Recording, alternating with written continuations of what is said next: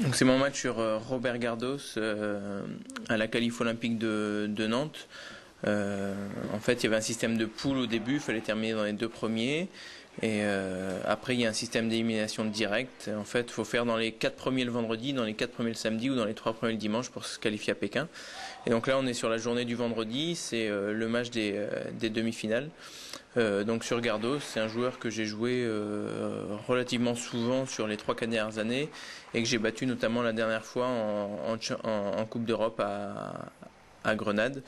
Un joueur qui est vraiment à l'aise côté revers, qui prend la balle très tôt et par contre un peu moins côté coup droit. Donc c'est pour ça que pendant le match, on va me voir servir beaucoup dans son coup droit. Il prend la balle tôt, il met beaucoup d'effets dans la balle. Voilà, il est toujours collé à la table, même quand il loupe sa remise, il reste collé. Et ben ça va être un match super chaud, super tendu. Je gagne le premier set relativement facilement. J'ai pas mal d'occasions dans le deuxième. Je me souviens avoir eu beaucoup de réussites comme là. Ma balle avait souvent accroché le filet. Et en fait, j'ai un peu manqué le coche au deuxième. Je crois que je mène 7-6 puis 8-7 avec des points à finir. Je perdrai ce deuxième set. Voilà, et en fait c'est pas mal de regrets parce que c'est vrai que quand on mène 2-0 sur un joueur qu'on a battu la dernière fois, en général on est pas mal pour la victoire finale. Au troisième je serais mené quasiment tout le temps. Je crois jusqu'à 10-5 avant de l'emporter 12-10 ou 13 ans je crois, encore avec pas mal de réussite et à partir de ce moment-là ça va tourner. Là on voit Gardos qui s'énerve. C'est vrai que j'ai pas mal de chance avec le filet. Lui sort un peu du match, il loupe son service. Il vient beaucoup flipper sur mon service, donc c'est pour ça aussi qu'on va me voir servir coupe et mou sans effet latéral pour l'empêcher de flipper, notamment fort. Et moi souvent je reste en revers pour essayer de jouer la première en revers diago pour l'écarter directement dans le coup droit. Voilà, comme là. Voilà.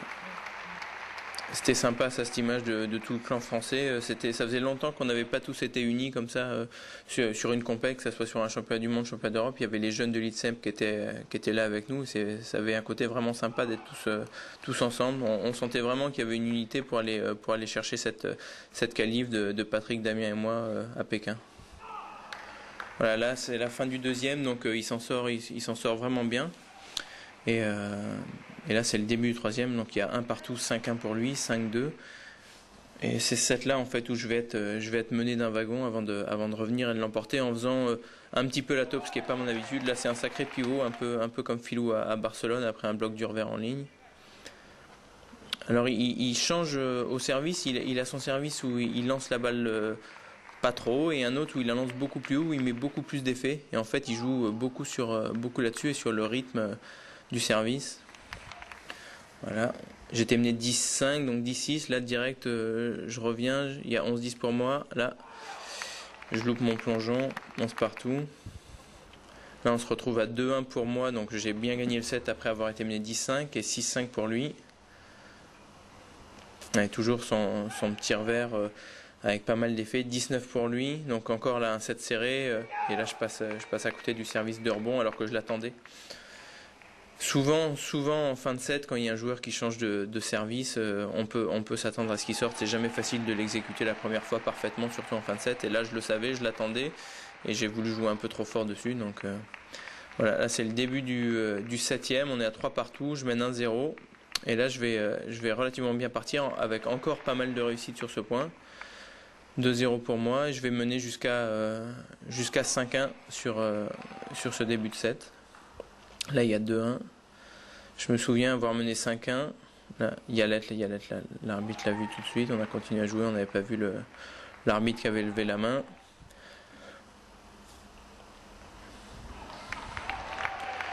3-1 pour moi. J'ai l'impression qu'il est en train de sortir un peu du match. Moi, je me sens vraiment bien confiant. Je sais qu'à côté, il y a un match super serré entre Corbel et Montero, le Portugais. Montero, je l'ai perdu en Champions League avec Istres contre Hoxenhausen, mon ancien club allemand, avec vraiment beaucoup d'occasions de gagner. Et Corbel, c'est un joueur qui est vraiment fort, mais que j'aime bien jouer. Et donc, je sais que si je gagne ce match, j'ai possibilité peut-être de me qualifier dès le premier jour. Donc là, Gardos prend son time out à 5-1, ce qui est rare parce que il y a déjà le temps qu'on prend pour tourner. Donc en général, les joueurs aiment pas trop prendre un time out à ce moment-là. Et en fait, c'est bien joué. Moi, à 5-1, je fais une erreur. En fait, là, en revoyant le match, je le regrette. Je serre long à 5-1 alors qu'il aurait fallu le faire jouer. Et en fait, je perds le point direct. Et derrière, il change un peu de remise. Il vient juste poser la balle, 2 rebonds dans mon coup droit au milieu et je me jette un peu dessus. Et en fait, il revient tout de suite. Là, on est à 4-5. J'ai pris mon time out à ce moment-là. Voilà, et on a l'impression que je commence à déjouer totalement. Là, à 5-5, si je me rappelle bien, je vais louper mon service. Donc en fait, il y a 5 points qui ont défilé, mais en 30 secondes. En plus, là, on n'a pas vu que j'avais pris mon time-out à 5-4, mais ça défile à une allure de dingue. 7-5 encore, voilà, après ce super bloc du revers, 7-5 pour lui. Et là, même si le match n'est pas fini, je commence à me dire que j'ai sans doute un peu laissé passer ma chance. Il y avait 5-1 et puis surtout que sur le match d'à côté, c'est super tendu, mais je vois que Montero a pas encore perdu alors qu'il est mené 3-0, je crois. Et il est la table juste à côté et forcément on jette un peu un œil. Et donc je regrette, même si forcément j'y crois encore, je suis encore dedans, mais 6-8 au service. Et il a encore essayé cette petite remise court dans le coup droit. Là, Cherlon, j'ai un peu de réussite. Là, je veux la mettre diago en vert. Je la prends un peu trop haute dans ma raquette. Elle va milieu. C'est pour ça qu'il est surpris. 7-8. J'essaye, je pense que je vais essayer de lui toucher le coup droit au service. Non, court revers, mais il est laid. Il peut peut-être changer là. Voilà, on voit Montero, la table à côté, là, qui se bat en top sur Corbel. Là, voilà, j'essaie de lui toucher le coup droit et il vient vraiment loin en revers. Elle est vraiment limite petit côté. Il vient flipper avec son revers dans mon revers, ce qui me gêne vraiment parce qu'en plus il apprend tôt derrière. 17.